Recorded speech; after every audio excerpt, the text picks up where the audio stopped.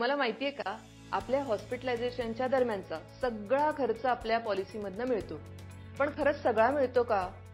म्हणजे जर आपण डबा लावला किंवा आपल्याला घरी जायला यायला जे पेट्रोल लागलं किंवा आपल्या हॉस्पिटलमध्ये जाण्याचा येण्याचा जो काही खर्च असतो, हा सगळा खर्च बिल न देता सुद्धा आपल्याला पॉलिसी व्यतिरिक्त मिळू शकतो.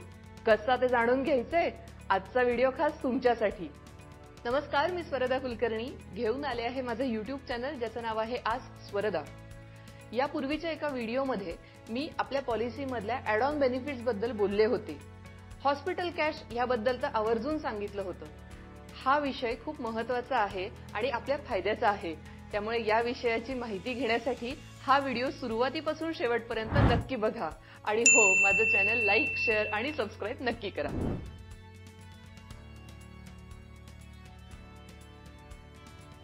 आपण जेव्हा मेडिक्लेम पॉलिसी घेतो तेव्हा आपला सगळ्यात महत्त्वाचा हेतू असा असतो की त्या पॉलिसीमधनं आपल्याला जेव्हा इमर्जन्सी हॉस्पिटलायझेशन येतं तेव्हा खर्च मिळावा. आता या खर्चाचे दोन प्रकार पडतात. एक, पूर्ण मेडिकल एक्सपेन्सेस मिळतात. सो हॉस्पिटलायझेशनच्या दरम्यानचे आपल्याला रूम नर्सिंग बोर्डिंगचे चार्जेस मिळतात, आपले मेडिसिनचे चार्जेस मिळतात, आपले डायग्नोस्टिक टेस्टचे चार्जेस मिळतात. या सगळ्याची आपल्याला बिलं द्यावी लागतात आणि ते आपल्याला आपल्या पॉलिसीमधनं कॅशलेस किंवा रिएम्बर्समेंट बेसिसवर मिळतात. हे आपण या आधीच्या व्हिडिओमध्ये बघितलंय. पण आपलं जेव्हा हॉस्पिटलायझेशन येतं तेव्हा असेही काही खर्च असतात की ज्या खर्चाची बिलं मिळत नाहीत, पण तो खर्च किंवा त्या संदर्भातला जो काही क्लेम आहे तो आपल्याला मिळू शकतो.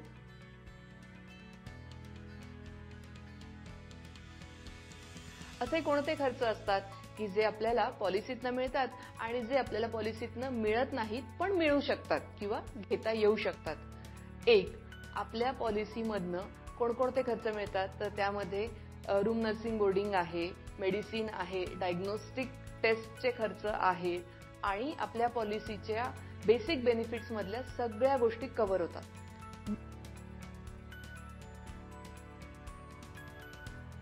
आता बघूयात की जे खर्च आपल्याला बिल न देता सुद्धा मिळू शकतात. एक गोष्ट, जर आपण फळं आणली. दुसरं, हॉस्पिटलायझेशनच्या वेळेस आपण पेशंटला भेटायला गेलो, पेशंट सोबत थांबलो, त्याच्यासाठी आपण रिक्षा केली, पेट्रोलचा खर्च आहे. या सगळ्या गोष्टी असतात की ज्याच्यासाठी खर्च तर लागतो पण तो आपल्याला आपल्या पॉलिसीमधनं मिळत नाही.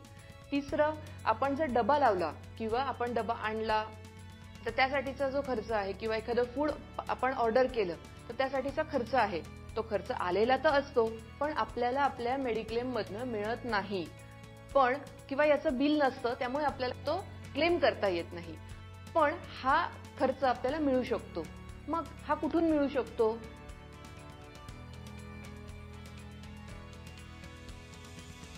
आश्चर्य वाटलं ना ऐकून की ज्या ज्या गोष्टींची बिलं नसतात ते सुद्धा खर्च आपल्याला मेडिक्लेम मधनं मिळू शकतात? येस, ह्या गोष्टीसाठी असते हॉस्पिटल कॅश बेनिफिट किंवा हॉस्पिटल कॅश बेनिफिटची पॉलिसी. या पॉलिसीमध्ये काय मिळतं तर अगदी सोप्या भाषेत सांगायचं झालं तर जेवढे दिवस तुम्ही हॉस्पिटलाइज आहात, जेवढे दिवस तुम्ही ऍडमिट आहात, तेवढ्या दिवसांमध्ये तुम्हाला नॉन मेडिकल एक्सपेन्सेस म्हणजे ज्या गोष्टीची बिलं मिळाली नाहीत त्यासाठी ठराविक म्हणजे प्रत्येक दिवसाला ठराविक पैसे, हे पैसे तुम्हाला रिएम्बर्स होतात.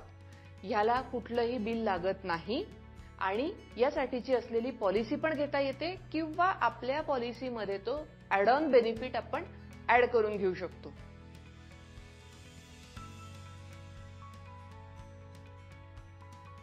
हॉस्पिटल कॅश बेनिफिट किंवा हॉस्पिटल कॅश बेनिफिट असलेली पॉलिसी मला घेण्यासाठी मी काय करू शकतो? हा प्रश्न तुम्हाला नक्की पडला असेल. याच्यासाठी तुम्हाला तुमची आत्ताची जी मेडिक्लेम आहे त्याच्या रिन्युअलच्या वेळेस हा बेनिफिट तुमच्या मेडिक्लेम मध्ये ॲड ऑन करून घेता येऊ शकतो किंवा ही गोष्ट देऊ शकेल अशा पॉलिसीमध्ये तुम्ही मायग्रेट होऊ शकता. दुसरा ऑप्शन असा आहे की हॉस्पिटल कॅश बेनिफिटची खास पॉलिसी असते की ज्यामध्ये तुम्ही ठरवू शकता की जर हॉस्पिटलायझेशन आलं, जर तुम्ही ऍडमिट झालात तर पर डे किती हॉस्पिटल कॅश बेनिफिट तुम्हाला हवाय त्याप्रमाणे एक नॉमिनल प्रीमियम भरून ही पॉलिसी तुमच्या मेडिक्लेम व्यतिरिक्त तुम्ही तुमच्यासाठी घेऊ शकतात. आपल्या मेडिक्लेम पॉलिसीमध्ये क्लेम केल्यानंतर जे जे पैसे नॉन मेडिकल एक्सपेन्सेस म्हणून डिडक्ट होतात ते पैसे जर आपल्याला मिळावे असं वाटत असेल तर हॉस्पिटल कॅश बेनिफिट किंवा हॉस्पिटल कॅश बेनिफिट असलेली पॉलिसी आपण आवर्जून घेतली पाहिजे.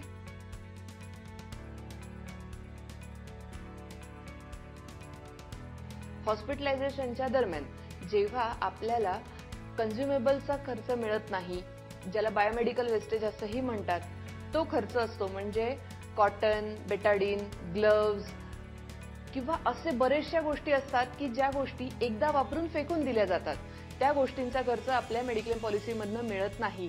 हा सुद्धा खर्च जर तुमची हॉस्पिटल कॅश बेनिफिटची पॉलिसी असेल तर तुम्हाला कॉम्पेन्सेट होऊ शकतो, तो मिळू शकतो आणि त्यामुळे तुमचं होणारं आर्थिक नुकसान तुम्ही टाळू शकता.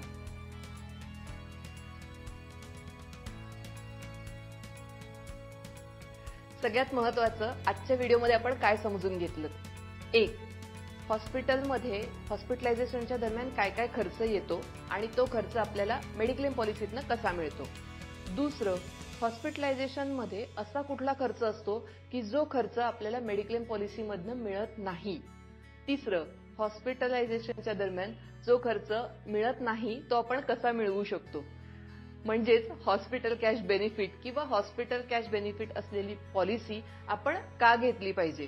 हे सगळं केल्यानंतर आपल्याला आपल्या क्लेममध्ये जे काही डिडक्ट झालेले पैसे आहेत ते कॉम्पेन्सेट होऊ शकतात आणि त्यामुळे आपलं होणारं आर्थिक नुकसान आपण टाळू शकतो. या आणि अशाच काही विषयांसह घेऊन आले आहे माझं YouTube चॅनल, ज्याचं नाव आहे आस्क स्वर्धा.